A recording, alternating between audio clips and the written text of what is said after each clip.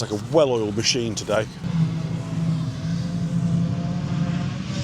We'll cart this now back to the farm into the big silage clumps.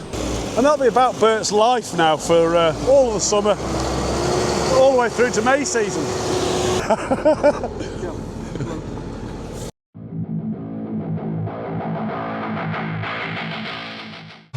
So it's first cut, and we're up today. I'm on the 215. We're pulling AW Ultima 14-ton trailer. And it's going well. Chopping's going well. Just filled up with inoculant now. Just missed that sadly. Got new Holland out. Another John Deere over there. And there's a Case kicking around. And the Case rowing up. We might catch up with him later. Still no rain in sight. I think it's going to come colder at weekend. But it's definitely good going for the chopping now. Dead dry. Not like last year where we were making marks and making a mess, getting stuck and God knows what in first cut. This year it's glorious. Might get Ben coming back down the chopper in a minute. Move my trailer out of the way. It's like a well-oiled machine today. Touch wood. No breakdown so far. Everything's going really well. We've got off to an early start.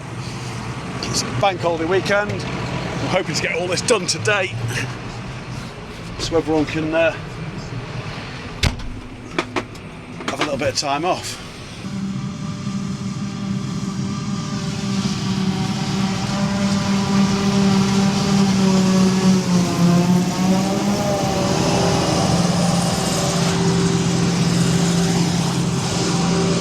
Ben's on a mission.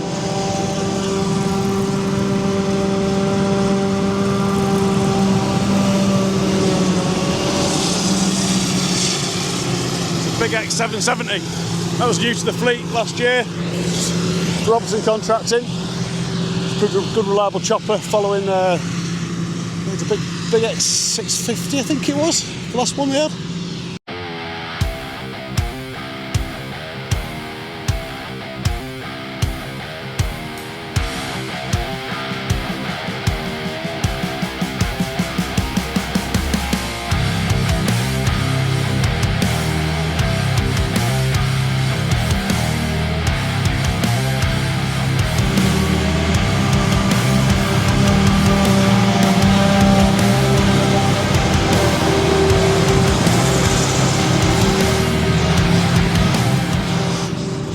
So you'll notice now how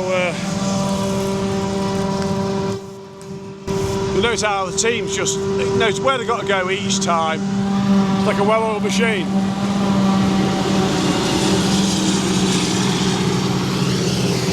Makes it so much easier for the chopper driver when you've got experienced lads on the ferrying trailers. Just being reliable that you can be in the right place at the right time.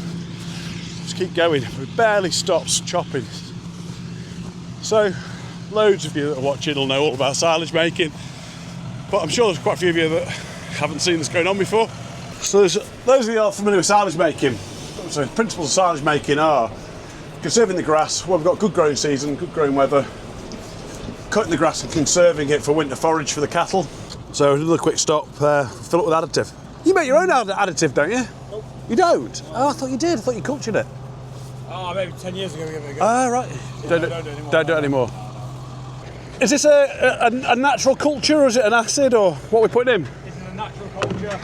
It's by biotech, I think it is. Okay. Yeah. So this is basically just organisms to start the fermentation process. That's the idea, with it being a bit sooner, and it helps it, it keeps it a bit longer. Yeah. The idea, hopefully try and stop spoilage. Yeah. And then it can, hopefully, the sugars are slightly better for the cows, and they're hopefully get a bit more milk on the back of it, is the idea. Good stuff. Yeah.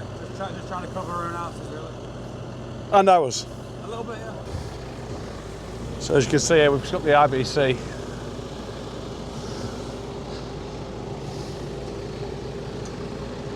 A little bit more, a little bit. Yep.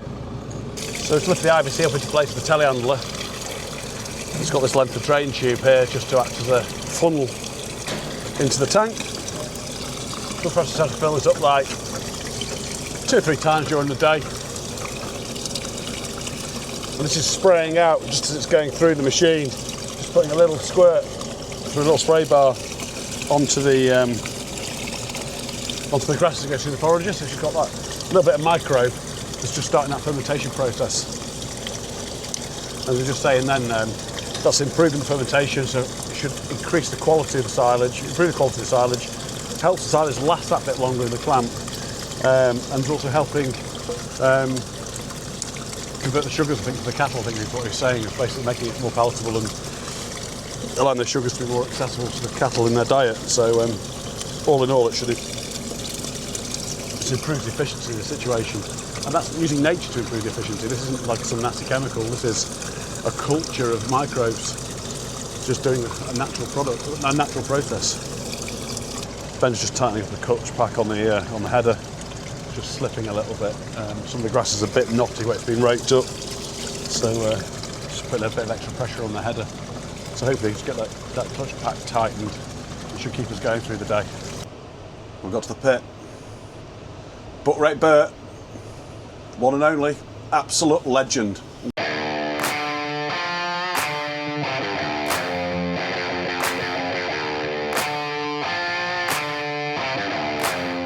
So this is grass that got raked together yesterday evening, and Kane's out raking now, the rest of the ground ahead of us.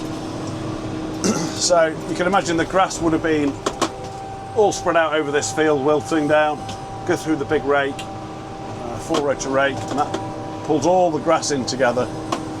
It's got a little bit of a blockage. There's a sensor on the machine that picks up metal like a metal detector.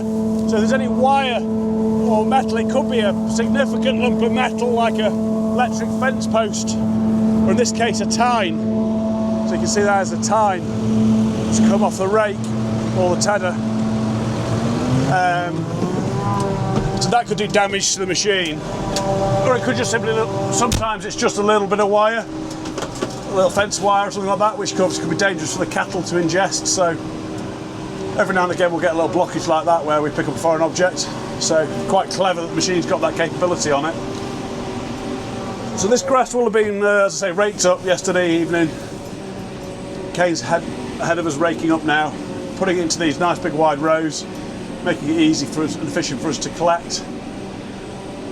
So the forage harvester, or chopper as we call them, is picking up the grass and cutting it to quite a short length, so that it's got a big surface area, because it's small pieces then, when it's blown into the trailer, for fermenting in the clamp. We'll cart this now back to the farm, into the big silage clamps, where we've got butt rake, which pushes all the grass up into a great big neat heap, and then we'll roll it. So as he's butt raking, he'll also be rolling, and then later on, once the clamp starts to fill up, we'll get a compactor on there as well, so another tractor, some big heavy roller weight on the back of it, squashing all the air out. The important thing with this is an anaerobic principle, silage making, so we're effectively kind of pickling it. We're looking for the grass, we don't want any oxygen in the clamp, so the more we can consolidate the grass, squeeze all the air out of it, and then the faster we can get it wrapped up with a plastic sheet over the top and weighted down, the better. Obviously if it's got air in the clamp, then that starts a different microbial action which will start to rot the grass. So the idea of this is that it will pickle and will preserve itself in an anaerobic state, and that grass is good there for all the way through the winter, and even carrying over to the following winter if there's carryover. So 20-30 years ago it was typical to take bigger cuts less often, so maybe 2 and possibly a third cut in the year. Now there's a growing trend on much more regular cuts of the grass. So maybe getting 5 or 6 cuts. So a slightly lighter crop each time, but with cutting it and ensiling it when the grass is its absolute optimum for its sugar and protein content. The better the quality of the forage we can preserve, the better quality of the silage we can produce, then the better the cows will do. So whether that be beef cattle gaining weight, or in this case dairy cattle producing milk, the higher the quality of the forage, the higher the output of the animal. So I'll get the we'll finish this field now into this trailer, and that's 1, 2, 3, 4 fields done. I think there's one little field that I won't need to go to down the road, just down from here, and then that's all the ground along the road, if you like, that we've got to pick up, and we're back around the farm then on the internal roads on the farm. So shorter hauls back into the clamp. There's 4 of us ferrying today. As I say, I'm out on the 215 John Deere. We've got a John Deere 6150 out. It's a new Holland 210, I think it is, 7210, and a little 4-cylinder case. So that's us full, and that's that field done.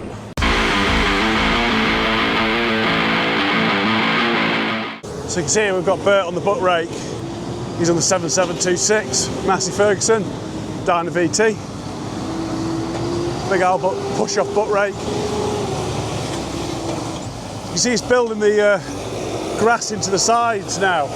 So it's important when you're butt raking to get the grass up, build the walls up on either side, so we can get that solid so the tractor's not leaning over as we start to try and build the clamp up.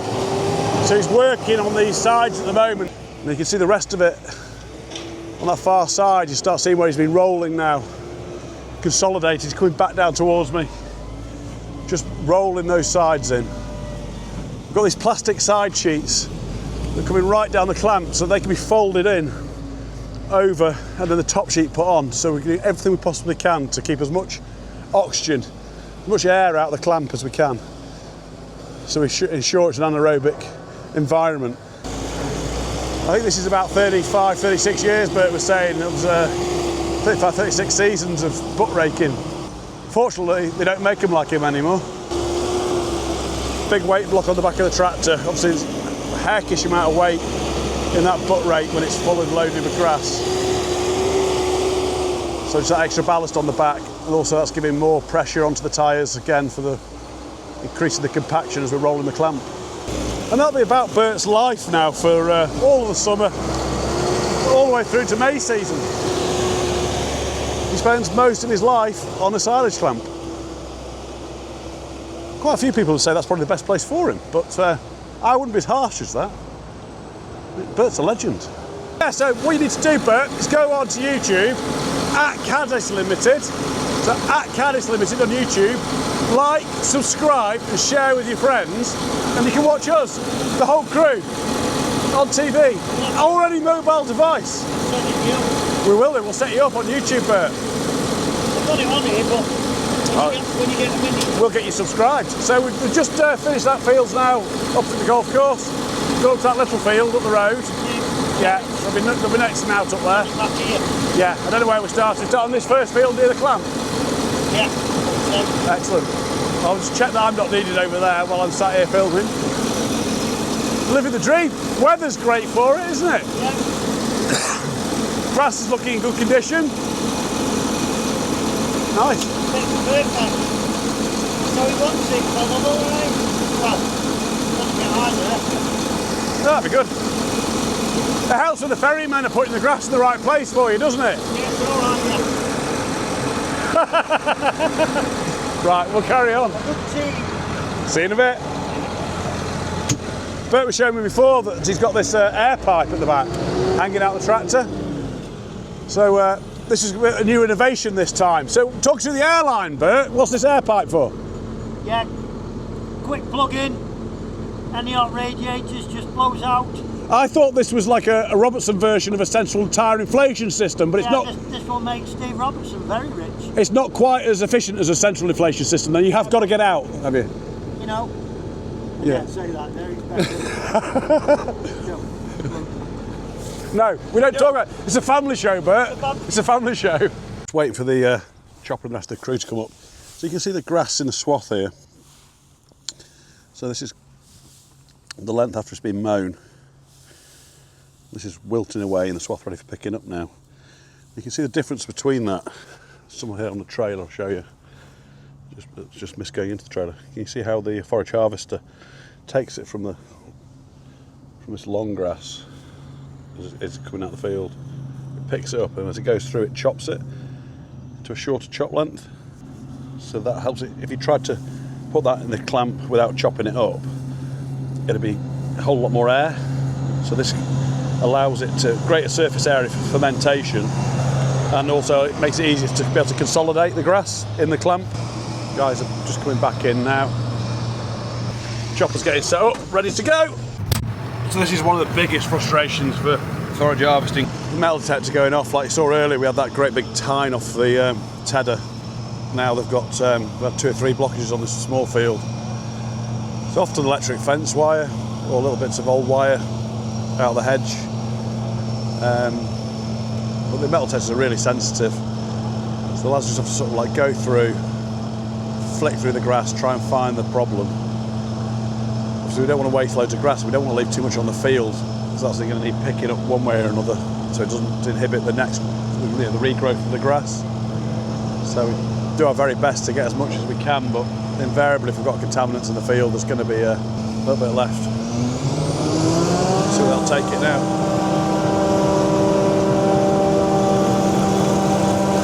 Hopefully we're in. Oh. You just heard that big clunk then, that was the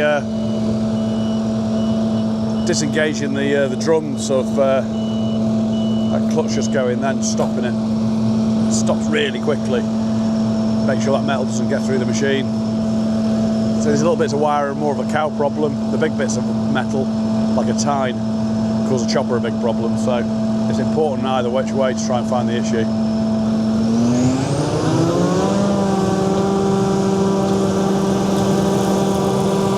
Hopefully that's got rid of the problem. Sometimes the metal's so small you don't even find the problem, it's just a little tiny bit of wire and you never find it. We'll run alongside with Ben now. They were travelling at quite a pace.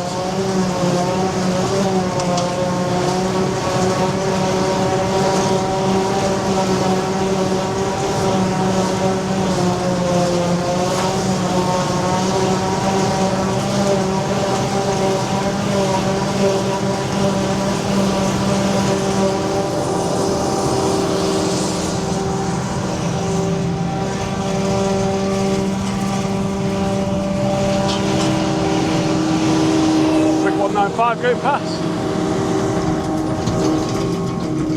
West trailer.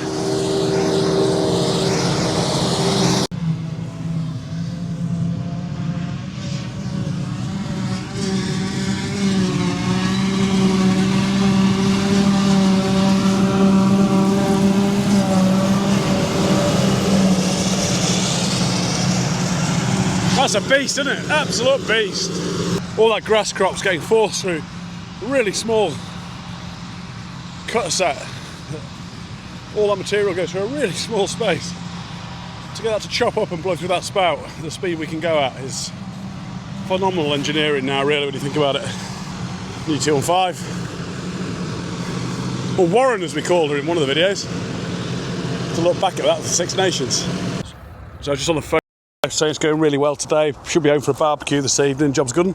Get back to the field. Ben's broken the chopper. What's wrong, Ben? Clutch. Clutch. Oh, that's a quick 5. That's only a 10-minute turnaround for a team like us, isn't it? I haven't got any. What do you mean? Just me and you. Gerald. Gerald will help, won't you, Gerald? I'll try my best. That'll do. Cheshire Gerald. Welcome, Gerald. Hey, all. Have you been watching the Tube channel? No, I haven't yet. You've not? No, I've not been told about it. Oh, right. We'll get you subscribed later. Yeah. Make you famous. No, it won't want to make me famous. Don't be like that. Don't sell yourself short. Absolute pilot in the Case Puma 165. Is that new this time? Yeah. How are you finding it? Yeah, it's all right. It's not too bad. Like you say, the aircon's a bit dicky. Is it? Yeah, it's all right. Is it brand? Oh, it's not brand new. No, not. But new to you guys. New to us, yeah. We got it with. I think it had 250 hours on it. Right. When Oh, we right. got it, so it was still. She's not done much, has she? No, it's at 1300 now. Right. Cool. Nice. Good job. Good bus. Yeah, looks smart, doesn't it? What tyres are on there? 710s. Yeah, I thought it looked like a fair set. Yeah, 710s. Looks like a beast when it comes around the corner, doesn't it? Well, I don't know about that. It looks the wrong colour. I mean, you know, it's nice, but it's not a Deere, is it? Driven enough of him. Have you not? No. We'll have to have a word with Tim. Yeah. See if we change the colour for you next season. Oh. Kane's just put a trailer on now, making an absolute hash of it. Trying to reverse about. What are you doing? Where are you going, Kane? Go on, keep going, keep going, keep going, keep going, keep going, keep going, keep going, backwards, backwards, backwards, backwards. Keep going, keep going, keep going, keep going. Come on. Oh, he's been on the rake on his own for too long. He's been raking for too long. Look at it, he's got a big tractor, doesn't know what to do with it. Oh, the 240, new Puma. Look at, you're getting a wave. Absolute weapon of a driver. There we go. That's what we've got to contend with for the rest of the day. Kane getting in the way.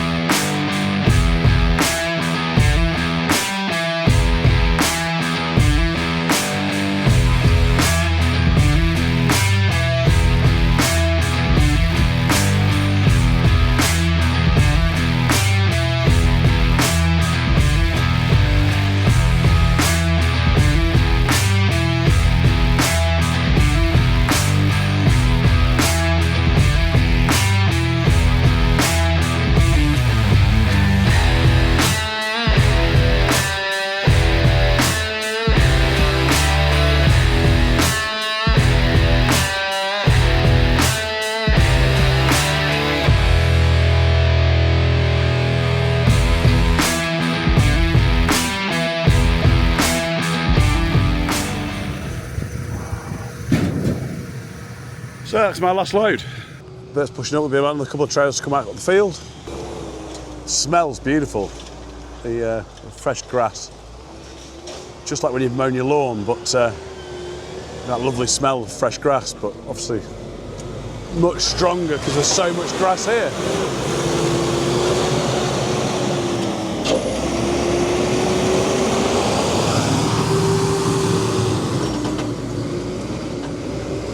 Right, well I'm done. So back to the yard, drop a trailer off, get home and light the barbecue, I reckon.